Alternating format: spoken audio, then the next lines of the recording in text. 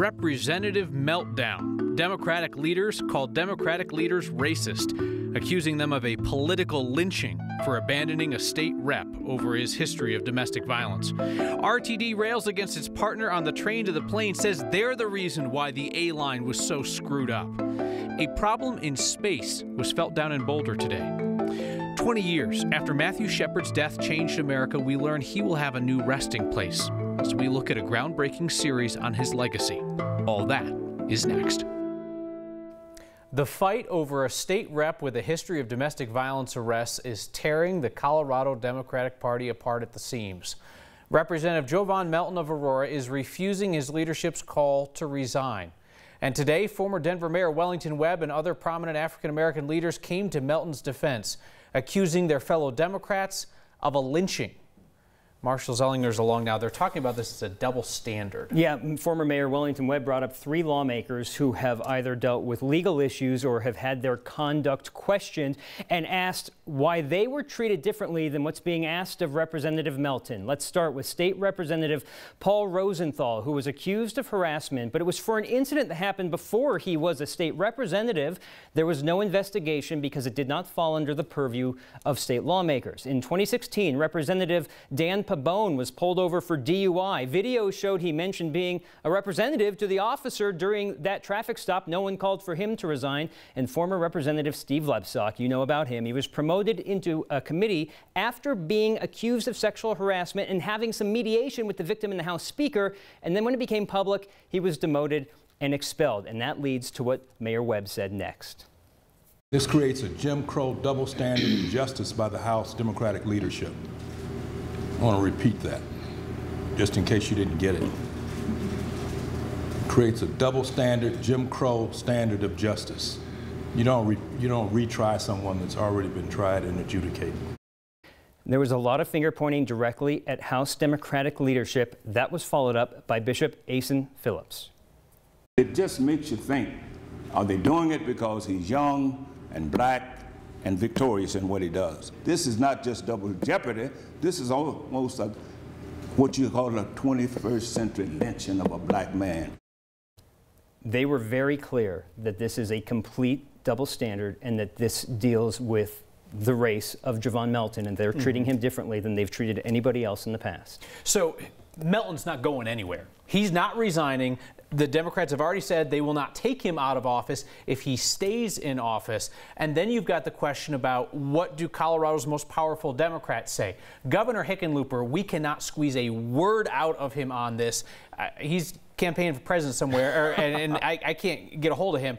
What about Congressman Jared Polis running for governor? So we have a very long text that I just got. It starts with, I believe in consequences. I also believe in redemption. At the very end, he talks about how Representative Melton needs to look in the mirror and ask if he can continue to be an effective representative, and that he agrees with Speaker Duran and the majority leader that he should take a serious look at resigning.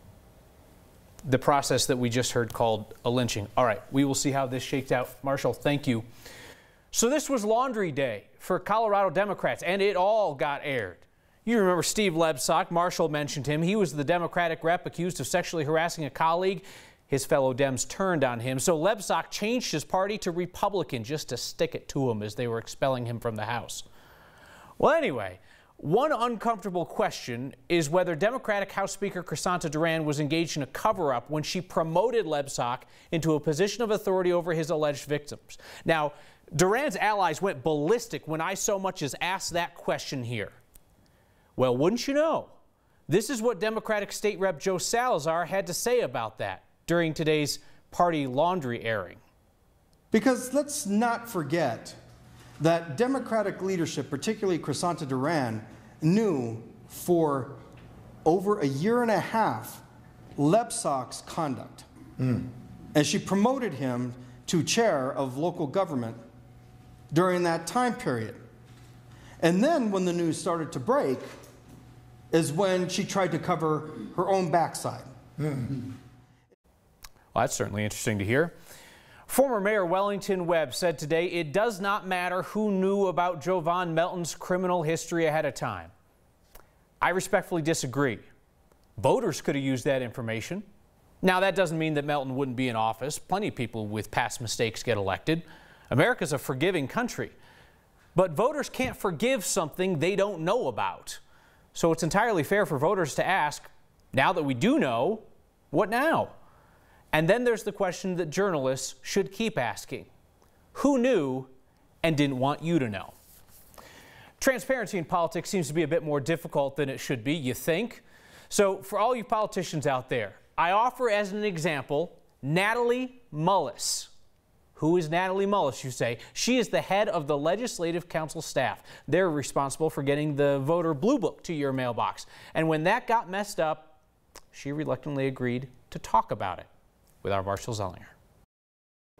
Blue books are the English and Spanish version of statewide issues on your ballot. Yeah, your ballot is also written in English and Spanish, just not in simple terms. Well, we've had a few snafus with the distribution and the printing of our blue books. Natalie Mullis just became acting director of the office that's responsible for getting us all these blue books, and she does not want to be doing this interview. I was uncomfortable doing this interview because Legislative Council staff is the nonpartisan behind-the-scenes staff for the legislature. We're not the public face. Today, she is very public because of some errors in delivering the blue book. In the 36 counties colored in red, many blue books were delivered to non-deliverable physical addresses and not P.O. boxes where many households rely on their mail.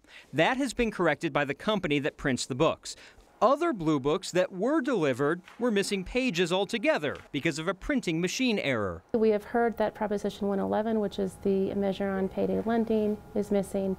We've heard that there are perhaps some pages missing from Amendment 73, which is the school finance measure, that perhaps there are some pages missing from Amendment Z and Amendment A. You can contact the state to get a fresh blue book. They have boxes of extra just in case. We've got their phone number and email on 9news.com.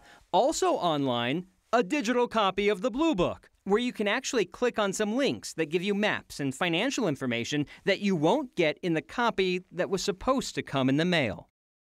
All right, so who's responsible for paying for the mistake? The printing company is responsible for the cost of the delivery error in the 36 counties. The state is responsible for the postage if you call or email asking for a new one. And if new copies have to be printed and mailed, that would begin a negotiation between the state and the printer. A new lawsuit out today from RTD reveals what they desperately tried to spin away. They knew that the train to the plane, the A-line, was a mess from the start.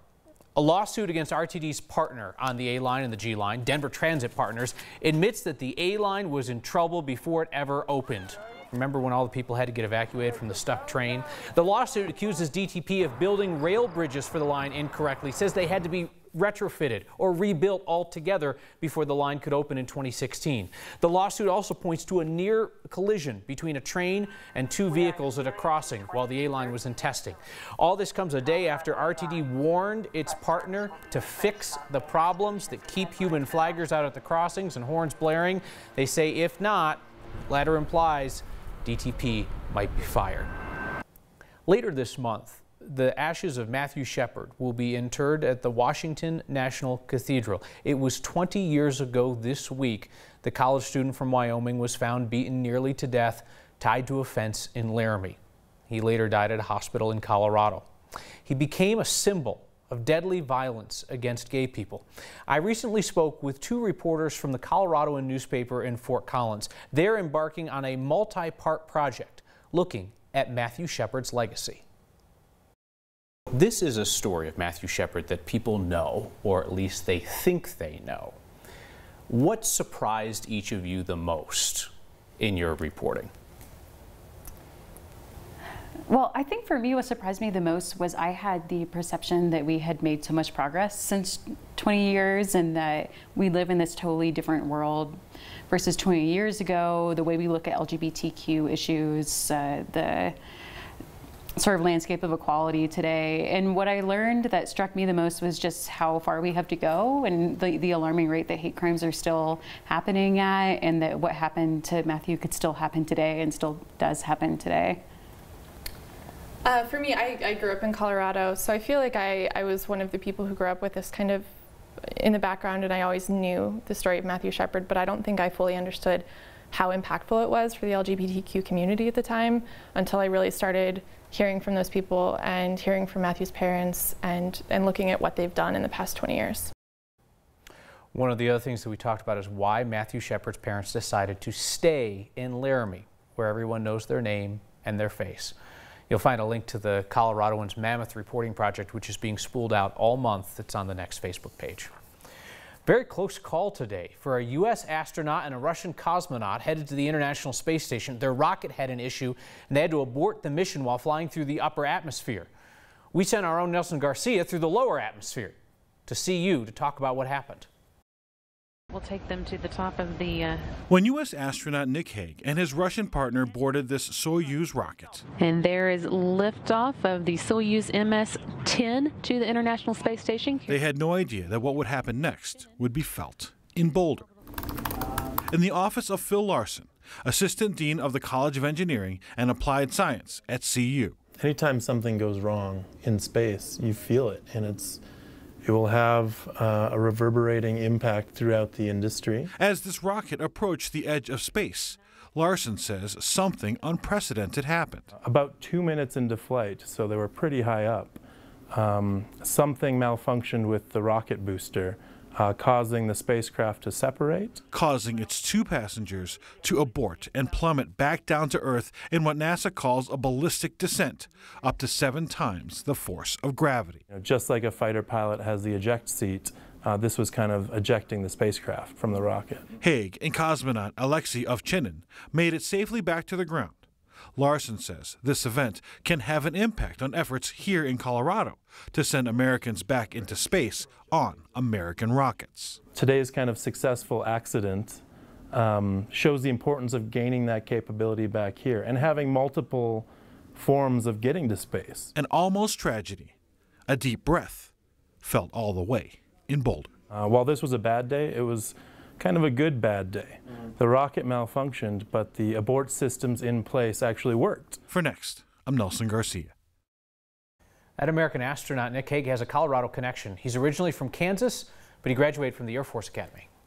An actress from Denver may have found her breakout role. I always felt like art was something that I loved, but I wasn't sure if I could actually have that as a career. They will clear out an office faster than a fire drill. Cute dogs. Very happy dogs today. An unusual win-win today in Aurora. It's worth smiling. It's worth feeling good about today. That's next.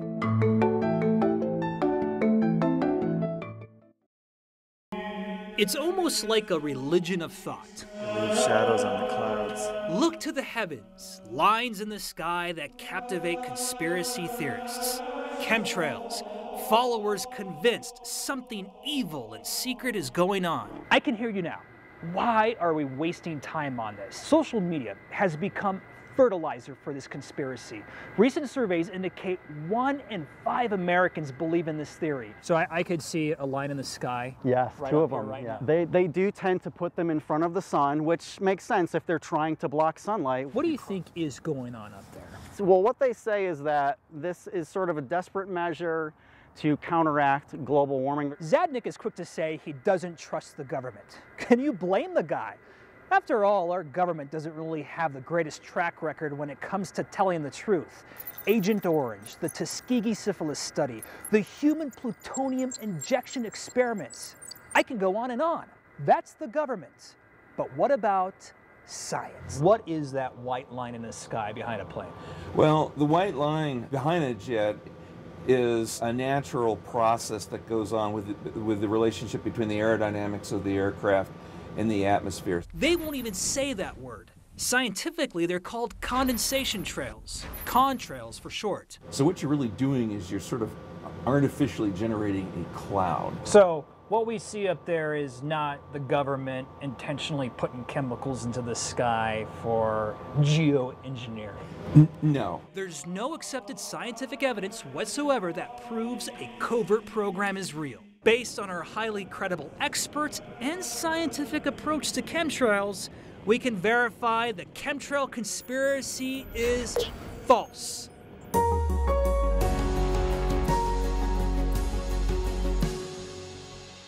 I don't know who decided that the news was a litany of the 10 worst things to happen in Colorado today. Why is that news? Just because it's bad? Just because it's sad? That's not a reflection of your life. That's not a reflection of my life. What are our days really like?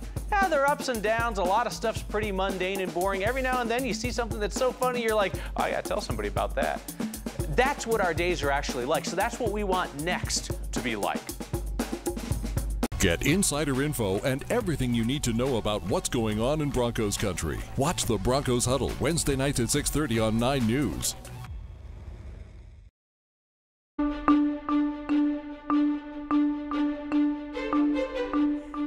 Buried beneath the clouds and the below average temperatures since last Saturday. So to see a little sunshine, good for the soul, right? This is our view in Fort Collins, overlooking the foothills, just glorious. We still do have snow though up in the mountains as the storm system is beginning to wind down. Everything really moves out late tonight, but still plenty of snow still coming through and a few light rain showers going across the far eastern plains. Tonight will cool things off to the 30s here in eastern Colorado, 20s up in the mountains, and those snow showers should wind down with clearing skies by early tomorrow morning. You'll notice tomorrow we get a nice brief break. Nothing going on the radar and temperatures start to warm up too. How about 60 degrees? Looks good to me. 50s and 60s across the eastern plains. As we head toward the weekend, though, big changes arrive as another storm system digs in from the north. This could bring us a little snow. Yeah, a game changer for sure. About 2 to 5, potentially by Sunday afternoon, early evening here in the city, with 6 to 12 up in the high country and into the foothills. It's a cold one, Kyle, at 30 degrees, but the sunshine, the 60s return by the middle of next week. All right, we can handle that. All Absolutely. Right. Thank you, Danielle. You know what would have made your workday better? Dogs at the office. City of Aurora was like, we got you. Aurora Animal Shelter dogs needed a walk, and you know what? So did city employees at the Municipal Center. We see that combo through the lens of our photojournalist, Corky Scholl. Good afternoon, this is Stephanie. My name is Stephanie Swan. I work in the city manager's office in the city of Aurora. Sure, that'll be great. Spend a lot of time on the computer, scheduling meetings, answering the phones, get around, deliver papers and stuff like that. But it's nice to get outside, and especially today to get out and walk the dogs. It's great exercise. Come on, yes! Oh my God, I'm crazy looking. Is anybody interested in walking this one? Ready? Did you want to? Let's go, girl. I think the benefit to allowing some of our staff members, employees of the city of Aurora to come and walk some of our dogs is it's getting our dogs out of the shelter, out of the kennels. It's getting them to feel like a regular dog. It's also giving the experience and enrichment for our employees. I feel great when I walk a dog. They're so special to me. I love dogs, and I feel bad for the ones in the shelter, so it's nice to be able to walk them and get them out into the nice fresh air for a while. Yeah, you ready to come on? I think anybody that's around a dog or a cat or any animal for that matter, take a little break from a work setting, kind of reduces your stress. It puts us in a good frame of mind to do our jobs and makes you smile for a minute. Oh my goodness, who's such a happy girl? And just be able to enjoy life a little bit, slow down a little bit. Take that deep breath and enjoy a pet today. An actress from Denver prepares for a new role with a new, very old language. Kinaatnitop. So Kinaatnitop means hello friend. So I did learn, I remember that part anyways. It's a story about the beginnings of America, and it's next.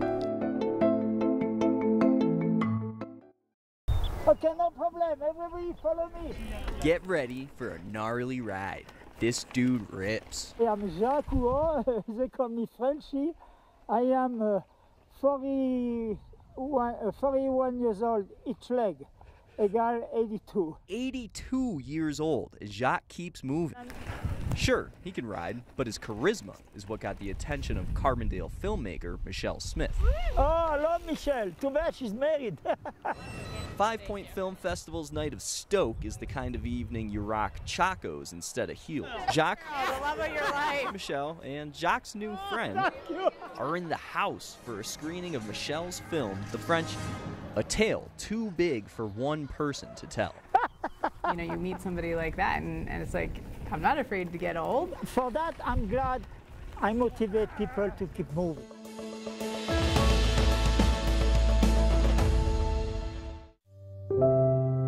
I really didn't feel safe anymore at home. Sometimes I wouldn't eat. It was like this hunger pain in your stomach. It was just so lonely. I just felt like I was not important to anyone. I never thought homelessness could happen to someone like me. I remember coming here and I felt comfort, I felt safe. Graduating as valedictorian, getting a job, keeping the job, it's just a good feeling. Because I've completely turned my life around and made it into what I've always wanted it to be. There's people out there who can help. There's people out there who care. And things can get better. If you call 1-800-RUNAWAY, you will get connected to the help you need. I identify as Panamanian and African American, but at the end of the day, I'm just human. I identify as the Latina Asian. I identify as Puerto Rican and Mexican. I identify as a Chicana. I identify as Mexican American. I identify as Colombian American. I identify myself as Honduran. I identify as Mexican American. And I identify as Salvadorian. I identify as Colombian Palestinian. I identify as Chicana. At the end of the day. But at the end of the day. I am just human. It's flu season. Protect your family. Find a 9 Health fair near you and get a voucher for a free, convenient flu shot. You can also donate to provide a flu shot for a neighbor in need. Help your community stay healthy. For details, go to 9healthfair.org. Sarah Ortegon grew up in Colorado, aware of her indigenous heritage, but not knowing a whole lot about the history of Native people. Now she's helping to teach it through the television. Sarah is an extra in the BBC-NBC miniseries Jamestown. Our photojournalist Ama Arthur Ozma met up with Sarah at her day job.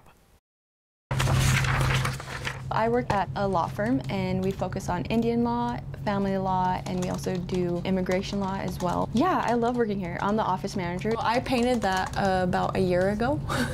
Watercolor. I absolutely love creating. I was born and raised in Denver, Colorado. I'm Eastern Shoshone and Northern Arapaho, but I'm also Basque from my dad's side. I was actually crowned Miss American USA in 2013 and 14. It was my first beauty pageant ever, and from there I got to learn and know actors and actresses. So this is a picture of me eating a peach with bloody hands. I'm an actress in Jamestown. And I've been an extra on that series for 3 years now. Jamestown is a historically accurate rendition of what had actually happened when settlers first came into the town named Jamestown, which is in Virginia. We did have a language coach. Kinathni Top means hello friend. Typically extras just stand in the background and they don't play any part into the movie, but what we were learning, it was their daily lives, and this is the cast. Doing the Native American roles is a great opportunity, but I also want to branch out and just act as a human being, not just stuck in history. And I want to show that we have lives outside of the reservation, outside of being typecast as something that only happened in history. Being in this role, it's helped me delve into who I am in a deeper level. The series Jamestown was filmed in Budapest, Hungary. Tonight, the Denver American Indian Commission is hosting a screening at Takabe. Sarah will be there to talk about her experience on the project. We return with your feedback next. Which one of you is horny? How did I get here? My mom was horrible and drove me to drink, which led to drugs. Remember me? But I cleaned up my act. Wish I hadn't spit in his latte. For that glamorous... You look like a slutty highlighter. Single mom life. Why aren't you wearing pants? I was relaxing. And now I'm back here, living with my mom. That changes everything. You deserve a cupcake. 5 nights a week on Channel 20. Game Day Live, Sunday mornings at 9 a.m. on 9 News.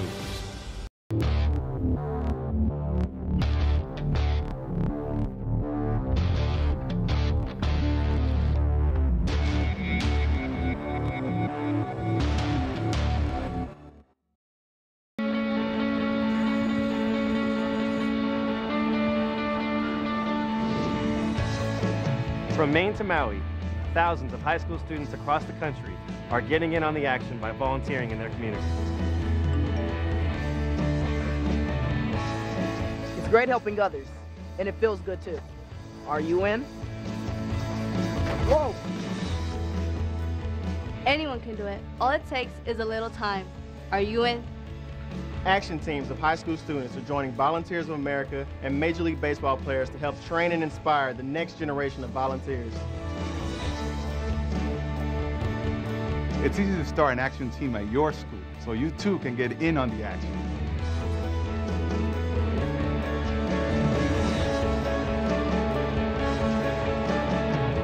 Are you in?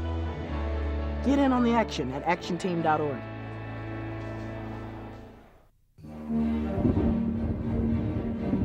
Like lightning on the Great Plains, a spark ignites the imagination of a young 4-H member named Ryan.